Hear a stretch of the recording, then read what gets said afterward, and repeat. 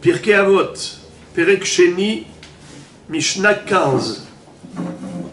Rabbi Tarfon Omer, Hayom Katser, Ve'amelacha Meruba, Ve'apoalim Atzelim, Ve'asachar Harbe, U'Baal Habayit Dohek.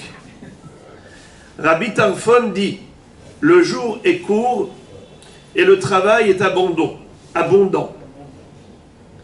Les ouvriers sont paresseux, le salaire est élevé et le maître de maison est pressant. L'explication de la Mishnah. Rabbi Tarfon disait, le jour est court, c'est-à-dire la vie dans ce monde ici-bas est brève. Et le travail abondant, c'est qu'il y a beaucoup à apprendre, car la Torah est plus longue que la terre et plus large que la mer. Les ouvriers sont paresseux. Les hommes négligent l'étude et la pratique de la Torah. Ils préfèrent passer leur temps à des plaisirs éphémères et à des futilités. Le salaire de ceux qui étudient la Torah est élevé, puisqu'il est écrit « Elle est meilleure que les perles, et la sagesse et tous les trésors ne la valent point. » En hébreu, « Yekarahim ipeninim, vechol hafatzim lo yishvu ba » Par conséquent, on a tout intérêt à l'étudier avec assiduité. Et le maître de maison est pressant, c'est Akadosh Baruch Hu. Il nous incite à apprendre la Torah. Comme il est dit dans Yehoshua, tu la méditeras jour et nuit, ve'agitabo yomam v'layla. Les actions des pères. Rabbi Tarfon est un élève de Rabban Gamliel Hazaken et de Rabban Yohanan ben Zakkai. Il a fréquenté la maison d'études de Yavne et il est considéré comme l'un des sages de tout premier plan. Il est le père et le maître de tout le peuple d'Israël, nous dit le Yerushalmi. Comme des noix entassées qui s'entrechoquent lorsqu'on prend l'une d'entre elles, quand un Talmid Chacham entrait chez Rabbi Tarfon pour apprendre la Torah, Rabbi Tarfon lui citait des versets, des Mishnayot, des Midrashim, des Halachot, de sorte que l'élève repartait enrichi et chargé de bénédictions. Un Shabbat, nous raconte le Talmud de Jérusalem, Yerushalmi P.A. Perek Aleph, Halacha Aleph, sa mère descendit se promener dans la cour et le lacet de sa chaussure se déchira. Rabbi Tarfon mit ses deux mains sous la plante des pieds de sa mère pour lui éviter de se salir. Elle marcha ainsi jusqu'à son lit. Plus tard, Rabbi Tarfon tomba malade et ses collègues vinrent lui rendre visite. Sa mère leur dit, « Priez pour la santé de mon fils, parce qu'il me respecte, tant et plus. » Ils lui demandèrent, « Mais que fait-il pour toi ?» Elle leur raconta toute l'histoire. Ils lui répliquèrent, « Même s'il en faisait 1000 fois plus, il ne serait pas encore arrivé à la moitié du respect filial exigé par le Créateur. »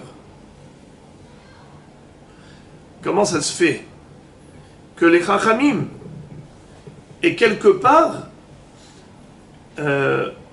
dénigré et réduit les mérites de Rabbi Tarfon alors qu'il était malade et que la maman, soucieuse, va dire aux Chachamim, mais priez pour sa refoua. Et eux, qu'est-ce qu'ils font? Au lieu de dire, oui, il a des grands mérites, il faut qu'il guérisse, eux, au contraire, ils disent, mais même s'il faisait 1000 fois plus, il n'a même pas fait la moitié de ce qu'il doit faire. Elle est bonne, celle-là. Mazé. L'explication, vous l'avez entre parenthèses, du Ben Ishraï. Selon le Ben Ishraï, ils lui ont dit cela pour montrer qu'il n'avait pas encore rempli sa mission sur terre. En fait, les Chachamim se sont dit, mais ce qu'elle fait sa maman maintenant, c'est grave. Parce qu'elle est en train de dire, en hébreu c'est écrit comme ça dans le Yerushalmi, c'est écrit, il lui a dit, Mechabedeni yoter midai. Comme ça elle a dit. Ça veut dire quoi? Que en réalité, dans la mitzvah de Kibboud Avahem, il a tellement excellé qu'il a fait au-delà du niveau maximal. Eux, les Chachamim, se sont dit, si Rabbi Tarfon, il en fait tant pour le Kibboud Avahem, jusqu'à se mettre à quatre pattes et mettre ses mains sous les plantes des pieds de sa mère pour pas qu'elle se salisse. Et comme on va voir juste après, regardez juste le paragraphe d'après, sa mère montait sur son dos pour se hisser sur son lit ou en descendre. Et quand Rabbi Tarfon s'en vantait à la maison d'études, on lui dit « Tu n'es même pas parvenu à la moitié du respect exigé. A-t-elle jeté une fois à la mer ton porte-monnaie plein d'argent sans que tu lui fasses honte? Tu n'as pas encore démontré que tu as atteint la perfection. » Mazé. Le Ben Ishraï dit un tzaddik, il ressent qu'est-ce qu'il doit faire ici dans ce monde pour remplir sa mission, remplir sa fonction. Alors, il s'investit au maximum dans ce domaine. Donc, Rabbi Tarfon, il faisait le Kibboud Avahem parce qu'il savait que c'était sa mission sur terre. Alors, à ce niveau-là, il voulait être plus que parfait. Mais les Chachamim m'ont dit, ici, il est plus que parfait, donc il n'a plus rien à faire ici. Or, on est dans ce monde pour travailler, pour remplir un rôle, atteindre un objectif. S'il a déjà rempli sa mission, il n'a plus rien à faire ici. Alors justement, les Chachamim ont dit à la maman, tout ce que tu nous as dit, c'est bien, mais ce n'est pas assez. Il a encore à faire dans ce monde. Il faut qu'Akadosh Baruch Hu lui accorde vie, longévité, pour qu'il puisse assumer sa fonction, son rôle. Voilà comment les Chachamim cherchaient justement à multiplier ses mérites.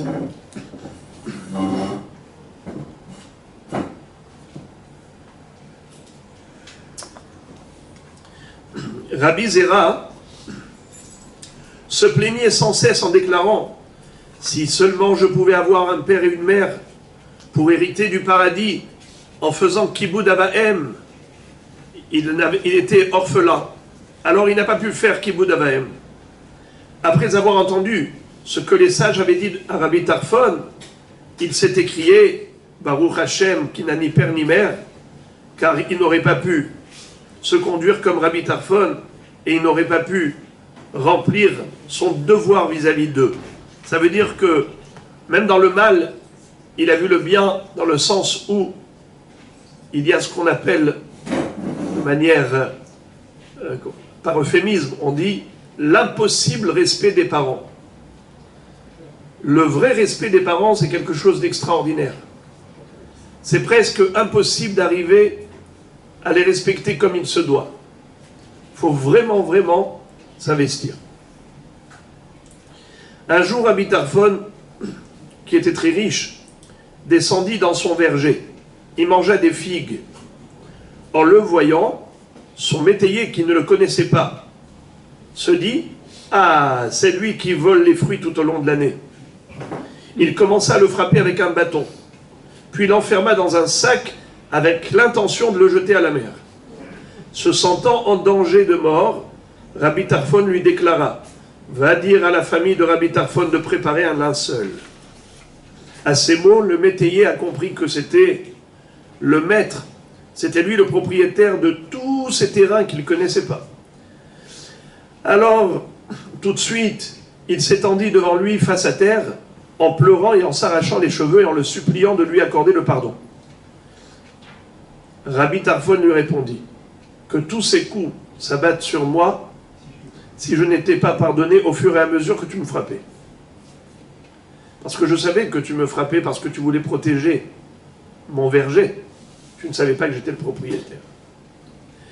Les Chachamim disent au nom de Rabbi Hanania ben Gamliel, jusqu'à la fin de sa vie, Rabbi Tarfon regretta de se servir de cette servie de la couronne de la Torah à des fins personnelles.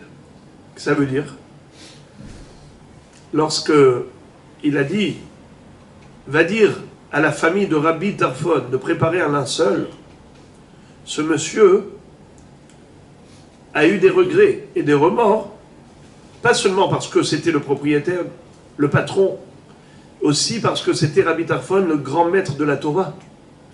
Et donc Rabbi Tarfon s'est dit, j'ai sauvé ma peau en me servant de la couronne de la Torah. Ça, je ne me le pardonne pas. C'était extraordinaire. Et le Rambam cite cela dans une autre Mishnah. Et il dit, c'est incroyable, combien c'est important que la Torah soit uniquement les Shem Shamaïm. Rabbi Tarfon était très riche. Un jour, Rabbi Akiva est venu le trouver et lui demanda, est-ce que tu veux acheter un verger ou une vigne? Rabbi Tarfon lui répondit par l'affirmative. Il lui donna 4000 dinars en or. Rabbi Akiva les prit et les répartit entre les Talmidei Chachamim, les disciples des sages indigents, qui étaient pauvres. Un peu plus tard, Rabbi Tarfon le rencontra et lui demanda, où est le verger que tu m'as acheté? Rabbi Akiva l'emmena au Beth Midrash. Rabbi Tarfon lui demanda, une personne donnerait-elle son argent pour rien? Où est le bénéfice de l'argent que je t'ai donné? Rabbi Akiva ouvrit le livre de Tehillim et lut le passouk suivant. Il est large, il donne aux pauvres, sa justice subsiste à jamais. En hébreu, Pizar Natan la Evionim, Tzidkato Omedet Lahad. Il lui a dit, tu as vu où est-ce qu'il est, le verger? Regarde ce Beth Midrash, c'est ton verger. Rabbi Tarfon se leva et l'embrassa sur la tête. Il lui dit, tu es mon maître et mon guide. Mon maître dans la sagesse et mon guide en savoir-vivre. Il lui donna encore une importante somme d'argent à l'intention des Talmidei Chachamim. Rabbi Tarfon aimait beaucoup Rabbi Akiva. Il vantait ses mérites. Un jour, il lui dit, Akiva, s'éloigner de toi, c'est comme s'éloigner de la vie. Il est dit à ton sujet, il fait paraître à la lumière ce qui était caché des hommes. Un jour, Rabbi c'est Rabbeinu Akadosh, arriva dans la ville de Rabbi Tarfon et il demanda aux habitants si ce dernier avait laissé un fils. Ils lui répondirent, il n'a pas de fils, mais il a un petit-fils qui se conduit mal. Ils l'amenèrent devant Rabbi qui lui promit, si tu fais tes chouvas, je te donnerai la main de ma fille. Il se repentit. D'après certains, il épousa et la répudia. Selon d'autres, il ne l'a pas épousée, de peur qu'on le soupçonne d'avoir fait teshuva que pour cette raison. Un jour, une mariée est passée devant Rabbi Tarfon, alors qu'il était en train d'enseigner à ses élèves. Il ordonna à sa mère et à sa femme, lavez-la, frictionnez-la, parez-la et dansez devant elle, jusqu'à ce qu'elle se rende à la maison de son mari. Ça veut dire, elle devait se marier, et il a demandé à sa mère et à son épouse de s'occuper de cette cale-là, pour qu'elle rentre dignement dans son nouveau foyer. Rabbi Tarfon, qui était Kohen, a eu l'occasion de servir au Beth Amikdash. Il a témoigné, alors que je me trouvais dans une rangée avec mes frères les Kohanim, j'ai tendu l'oreille et j'ai entendu le Kohen Gadol prononcer le nom de Dieu en faisant en sorte qu'il soit étouffé par les chants des Kohanim. Il a encore déclaré, une fois je l'ai entendu, le nom d'Hachem, et je suis tombé sur ma face. Rabbi Tarfon est enterré près de la route de Tzfat, Méron, à l'orée de la forêt Enzetim. Rabbi Tarfon disait, on ne meurt que par oisiveté. Ça veut dire que tant qu'on agite, tant qu'on travaille, on vit. Le travail, c'est la vie.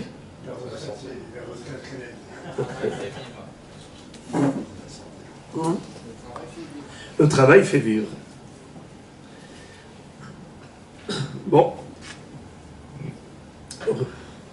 Regardez. La fin. Ne t'éloigne pas d'une qualité difficile à acquérir, ni d'un travail sans fin.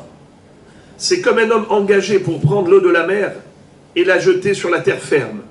La mer ne se vide pas, et la terre ne se remplit jamais d'eau. S'il se plaint de l'inanité de ses efforts, on lui dit « Voria, de quoi te plains-tu? Tu reçois un dinar pour chaque jour de travail. » Autrement dit, il ne t'incombe pas de finir le travail. Fais ce qui t'est demandé, tu recevras ton salaire. Lo alecha hamelacha ligmor, ve'i ata ben chorin mibatel mimena. fais ce que tu peux. En d'autres termes, quand on pratique la Torah et les mitzvot, on ne voit pas la fin. On étudie la Torah, on ne voit pas la fin. Alors on peut être découragé. Tu es en train de vider la mer et de remplir la terre. Ni la mer se vide, ni la terre se remplit. Tu te dis, alors qu'est-ce que je fais là? Tu te dis, non. Le but, c'est le travail. Le travail est un but en soi. Anu amelim ou mekablim sachav. On travaille et on reçoit un salaire. Le Chavetz Chaim nous dit, mais tout le monde reçoit un salaire. Tout travail mérite salaire. Réponse, la différence, c'est que les autres reçoivent un salaire pour le résultat. S'ils n'ont pas obtenu de résultat, il n'y a pas de salaire.